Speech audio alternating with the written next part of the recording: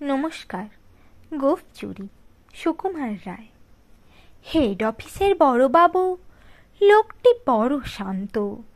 তার যে এমন মাথার ব্যামো কেউ কখনো জানত? দিব্যি ছিলেন, খোশ মেজাজি, চেয়ারখানি চেপে একলা বসে ঝিমঝিমিয়ে হঠাৎ গেলেন ক্ষেপে। আঁতকে ওঠে, হাত পা ছুঁড়ে, চোখটি করে গোল। হঠাৎ বলেন, গেলুম গেলুম, আমায় ধরে তোল। তাই শুনে কেউ বদ্যি ডাকে, কেউ বা হাঁকে পুলিশ, কেউ বা বলে কামড়ে দেবে, সাবধানেতে তুলিস। ব্যস্ত সবাই এদিক ওদিক করছে ঘোরাঘুরি। বাবু হাঁকেন, ওরে আমার গোঁফ গিয়েছে চুরি।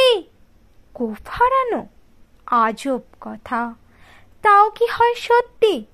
গোঁফ জোড়া তো তেমনি আছে, কমেনি এক রত্তি। সবাই তাকে বুঝিয়ে বলে, সামনে ধরে আয় না, মোটেও গোঁফ হয়নি চুরি, কখনো তা হয় না। রেগে আগুন তেলে বেগুন, তেরে বললেন তিনি, কারোর কথায় ধার ধারি নে, সব বেটাকে চিনি। নোংরা ছ্যাঁটা, খ্যাংরা ঝ্যাঁটা, বিচ্ছিরি আর ময়লা, এমন গোঁফ তো রাখতো জানি শ্যামবাবুদের গয়লা। এ গোঁফ যদি আমার বলিস, করব তোদের জবাই। এই না বলে জরিমানা করলেন তিনি সবাই।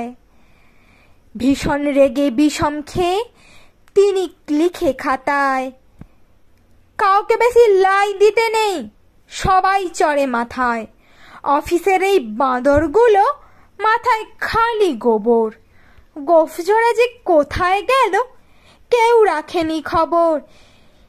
ইচ্ছে করে এই বেটাদের গোঁফ ধরে খুব নাচি, মুখ্যগুলোর মুন্ডু ধরে কোদাল দিয়ে চাঁচি। গোঁফকে বলে তোমার আমার, গোঁফ কি কারো